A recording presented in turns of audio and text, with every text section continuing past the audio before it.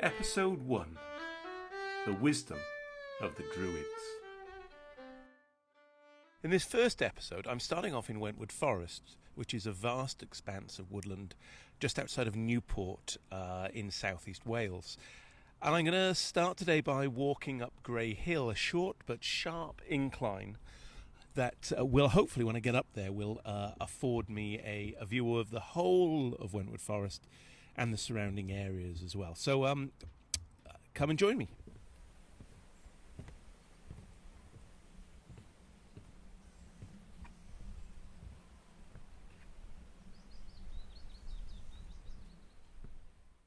So I've made it to the top of Grey Hill, and after the climb, the whole of the Severn Estuary comes into view. From up here, I can see the two Severn crossings to my left, and the river as it starts easing its way up on the English and Welsh border. To my right, if I really peer, I can just see the edges of Newport and the whole of the Gwent levels as they spread out, flat and wide, hugging the estuary. And then behind me, and all around me, is Wentwood Forest, climbing high, a blanket of conifer, of green, an imposing place. And that's where I'm going to explore.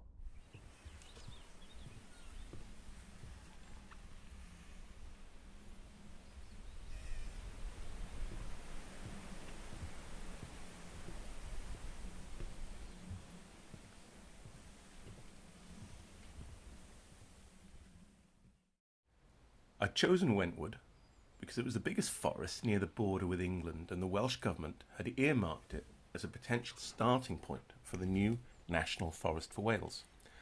With good reason. Wentwood Forest is part of the largest area of ancient woodland anywhere in Wales, with a recorded history spanning over 1,000 years, though there have been woods covering the area for many thousands more. Its current parameters were one small part of a vast ancient forest that once covered the land between the rivers Usk and Gwy, the Wye. I had driven past this forest many times before without venturing inside. It dominates the landscape around it, projecting a sense of otherworldliness, even foreboding. Back in the late 19th century, the horror and supernatural fiction writer Arthur Machen, who grew up in nearby Caerleon, had fashioned many of his fantastical tales, notably the great god Pan, later one of the inspiration for the film Pan's Labyrinth, on Wentwood. At one point in Wales's history, nearly all the pasture and urbanised land that sits below Grey Hill, heading off into the Gwent levels, would have been dense ancient forest, just like Wentwood had been. Some 12,000 years ago, as nature finally began to thaw out following the last ice age, vegetation once again began to flourish. To begin with, there was just sparse tundra, the carpet of herbs and subshrubs that we commonly associate with northern Scandinavia, Russia, and other lands close to the Arctic Circle. However, as the climate continued to warm over the next few thousand years, trees began to take root. First, around 8,000 BC, came the birches, so-called pioneer species because of their fearless ability to put down roots in previously barren environments. Their light seeds could be dispersed by the wind, and they spread rapidly. The birches were soon followed by the Scots pine. For the remainder of the Boreal period, which lasted 2,000 years until 6,000 BC, birch and pine continued to vie for dominance in these rapidly expanding forests. Over time, though, birch declined as other broadleaf species such as hazel, elm, and oak all gained a foothold. Over the next 6,000 years, during the Boreal, Atlantic, and Subboreal periods, oak would come to dominate the Welsh landscape. Two types in particular: pedunculate, or English oak, which is found mainly in the Welsh lowlands and borderlands with England, and sessile oak, which dominates the uplands, especially in the steep gorges and river valleys near its western coast. During the Atlantic period, from 6000 to 3000 BC, the Welsh climate became warmer and wetter. As anyone who has visited Wales knows, it specialises in wet weather. Alder trees started proliferating at the expense of pine, while lime trees began to become part of large mixed oak forests. Together, this combination of dominant oak, alder, hazel, birch, elm, lime and pine formed a dense green canopy across most of the landscape that lay below 615 metres, 2,000 feet. A few ancient woodlands today, notably T Canol in West Wales, originate back to the Atlantic period.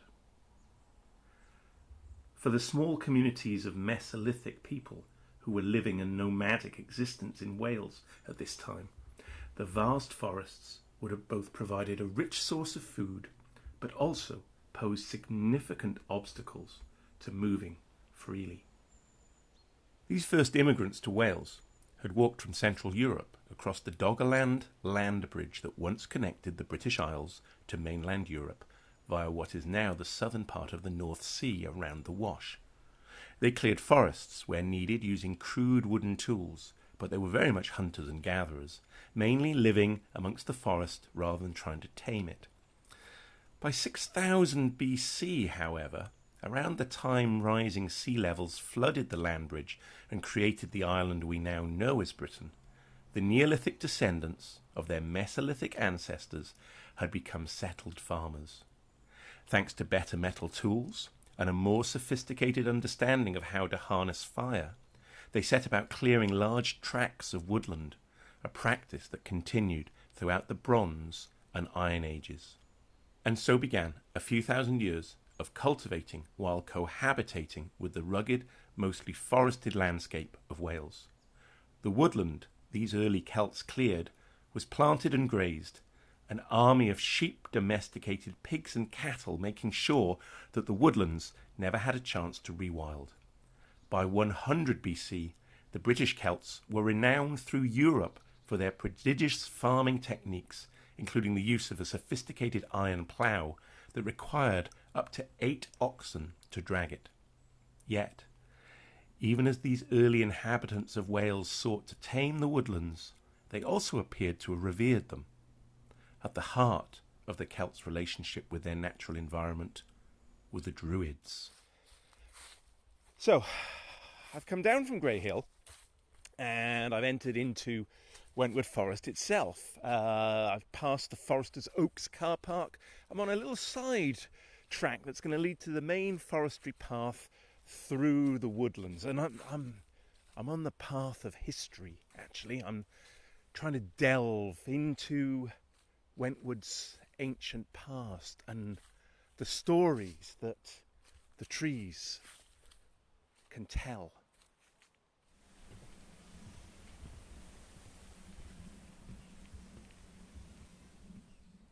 Today, much of what we associate with Druids is the stuff of Celtic legends. We've grown accustomed to images of mystical high priests in flowing white robes and long white beards, chanting and casting powerful spells.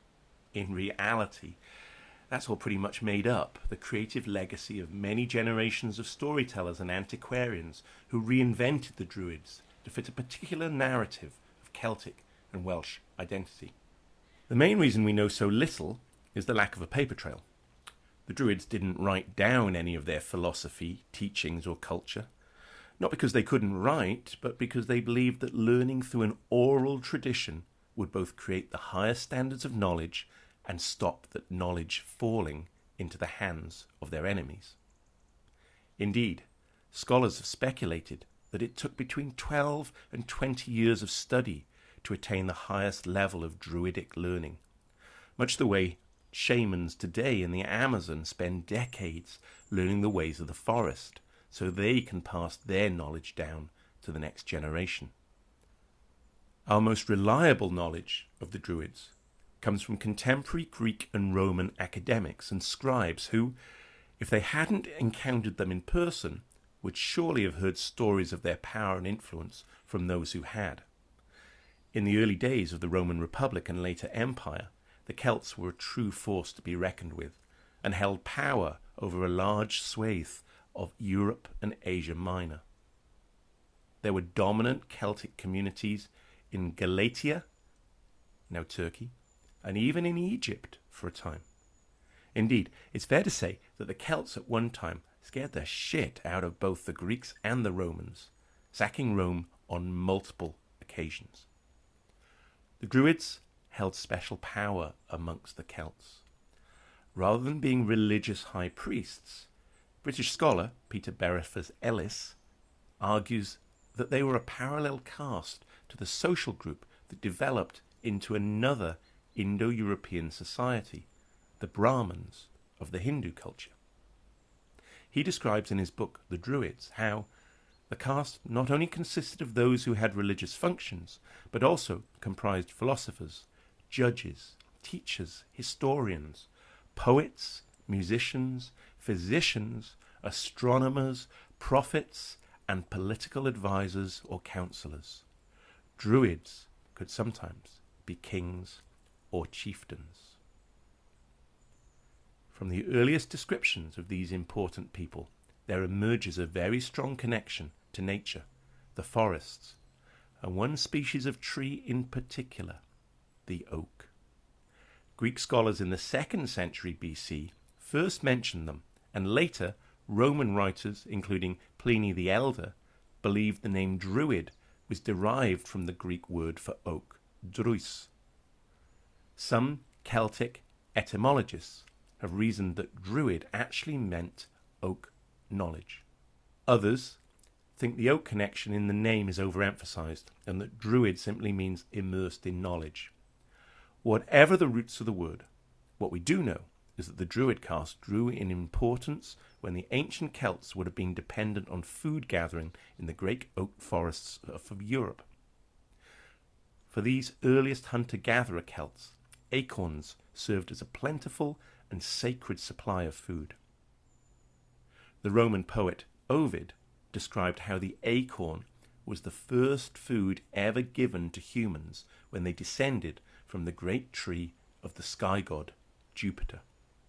Pliny the Elder, landing on British shores in AD 49 to report on the Roman invasion, wrote how the Celts ground acorns to make flour and baked it into bread. He also described in his book Natural History how the Druids of Gaul put great faith in the healing powers of mistletoe, which grew on oak tree branches. Over time, as the Roman Empire expanded, the Celts retreated north and west until their last remaining strongholds were in Gaul, what we now know as northwestern France, and what today we call the British Isles and Ireland.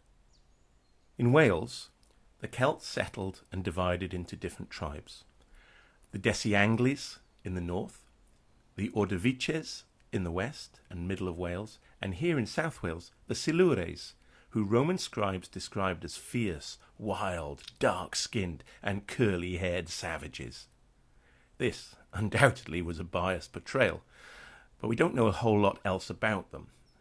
What does exist are the many burial mounds, cairns, and standing stones dating back to the period when their Druid sect would have held sway over the Celtic communities. Now that's exactly what I had just seen on the top of Grey Hill, a jagged set of ancient and ruined standing stones that, according to antiquarians, could have been older than Stonehenge, and potentially one of the most notable Druidic sites in all of Wales. Some reports say the stone circle was damaged by robbers in the 19th century. Despite their disrepair, the mere presence of the stones and their commanding position at what appeared to be the highest elevation in the forest have been interpreted by some Druidic aficionados as an indication that Wentwood could have been, and I quote, one of the most important Bronze Age landscapes in the whole of Monmouthshire. That was according to the Journal of Antiquities. One such enthusiast was local writer, artist, historian and schoolteacher Fred Hando. From the 1920s until his death in 1970, Hando wrote more than 800 articles and several books about the history and folklore of this corner of Wales. He was fascinated by the stone circles, positing that the two stones inside the circle aligned with the spring solstice, and claimed, completely without evidence of course, when the ancient observers saw their stones in line with these horizon sunrises and sunsets, they were able to advise their agricultural tribesmen what the seasons were. Such knowledge was power. The standing stones were not the only relic of a potential druidic past in Wentwood. Hando maintained that Grey Hill held many other Celtic secrets. Indeed, a mile or so north lay another Bronze Age treasure, a burial mound in the north of the woods that was estimated to be between 3,000 and 4,000 years old.